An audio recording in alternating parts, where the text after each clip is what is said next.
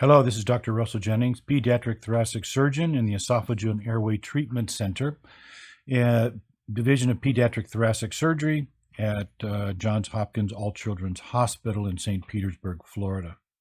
I'm proud today to present a first operation performed by myself and Dr. Jason Smithers, also of the Esophageal and Airway Treatment Center, for a very dilated proximal esophagus or mega-esophagus. The esophagus normally is uniform in its dimensions for its length and looks something like this. A mega-esophagus or dilated esophagus has an appearance like a balloon for all or part of the esophagus and can look more like this. And this portion of the esophagus, which is so dilated, lacks the ability to appropriately milk food down towards the stomach. It just doesn't have the ability to do any milking. Sometimes this can be associated with a stricture, as in the child will discuss, but that stricture has been repaired. Now, a very dilated esophagus or mega-esophagus has a number of causes. One is simply poor muscle strength. Recall that the upper esophagus is skeletal muscle, like your arms and legs, and the lower esophagus is predominantly smooth muscle, like the intestines.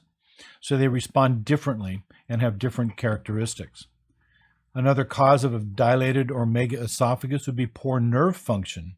Recall the esophagus is innervated by two nerves, the right and left vagus nerves, and injury to these nerves can result in abnormal motility or poor contractions. The dilation of the esophagus by pressure can be enhanced by exposure of the esophagus to the intrapleural pressures, or the pressures around the lung. And since those pressures are very low, it may enhance the pressures that dilate the esophagus. Let's review the normal esophagus. Usually the normal esophagus or swallowing starts with the pharynx. And food will be pushed to the pharynx by the tongue, where it will then be pushed down towards the lower esophageal sphincter, which is right here. The lower esophageal sphincter is a circle of muscle, which is always closed, and when you swallow, it opens up, allows the food to go down in the esophagus, and then closes. Once the food gets into the esophagus, it will start milking that food down in a process called peristalsis, where it pushes the food down until it gets down close to the lower esophagus. When it gets to the lower esophagus, down here, the lower esophageal sphincter, which is right here, will then open up. It's just like the upper esophageal sphincter. It's a circle. It will then open up, relax, and then food will transmit down into the stomach. And once in the stomach, that will close, and then this sphincter will open, and that will allow food to go into the small bowel and get digested. So let's understand the problem with this young man. He has a normal pharynx or swallowing phase. His upper esophageal sphincter is normal, and once food passes into his upper esophagus, it will then be milked down towards his thoracic esophagus, which is quite dilated. This portion can't really contract and milk the food down towards the lower esophagus, seen here. So the food just gets stuck and he has to throw it up. During surgery, we mobilize the esophagus from the surrounding tissues, and this is a picture looking from our incision up into the chest. You can see right here is the outline of the ribs, and right here is the very dilated esophagus, which then comes down to a more normal appearing lower esophagus. Here we're going the other way, looking at the esophagus as it goes down towards the diaphragm. Sometimes it can be one-sided, sometimes it can be symmetric. We'll call this an esophageal diverticulum or an esophageal pouch. And you often find that this upper esophagus can tend to be dilated and thin-walled. During surgery, we opened up the esophagus. We're looking at the interior or the mucosal side of the esophagus. You can see at the top are the ribs. And you can see the top of the esophagus going up into the neck right here. This is the cut edge of the esophagus on the mediastinal side. And we can see the lining of the esophagus, which is sort of whitish in color. We've done this before where you sort of remove a part of the esophagus and suture it back together. And we've had some okay results with that at times, but a lot of times we still can see that this can re-dilate over time.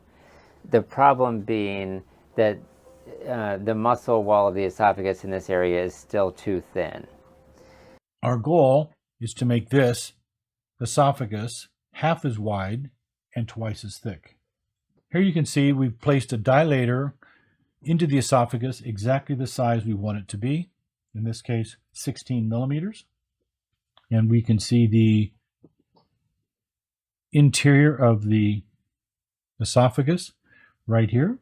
That's the lining of the esophagus on that side.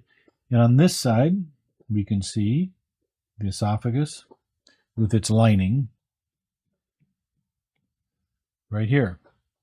Our goal is to remove enough esophagus that we can get a nice lumen or around this dilator and make it twice as thick, so it's twice as strong. And then instead of making a second full thickness, we're going to take this area and peel away the mucosa or inner layer of the esophagus, but keep the muscle wall. Here we can see we've started the process of component separation. We can still see the dilator in position. And you can see the edge of the cut esophagus here, the cut edge of the esophagus. And this up here is all a muscular flap that we've raised by removing the lining of the esophagus for that segment. Take this area and peel away the mucosa or inner layer of the esophagus, but keep the muscle wall. So that gives us a flap of muscle wall. This is mucosa, and this is mucosa here. And then this section will get a full thickness closure here to here, but we'll have an extra flap of muscle wall that we can wrap over top. And eventually we'll completely tubularize this esophagus over that dilator. You can see that we've completed the tubularization of our first layer of the esophagus. This is the suture line, which you can see right here. So the esophagus is now completely tubularized over the dilator, and we have a muscular flap, which we're going to use to cover it as a second layer. You do something similar to this in certain abdominal wall hernias called component separation, where you sort of get the components and then you overlap them to get a stronger repair with a double in the thickness. You can see that we're starting to cover the esophagus. We're about halfway done by rotating this flap over the esophagus. So it's a second layer on the lung side of the esophagus, or the pleural side, while this part still needs to be brought down on the esophagus to give it a second layer. Not only are we going to make the esophageal caliber normal, but we're going to double the wall thickness in this area by saving that muscle and using it as a flap closure. When we've completed the operation, this is the esophagram here, which has a fairly normal configuration.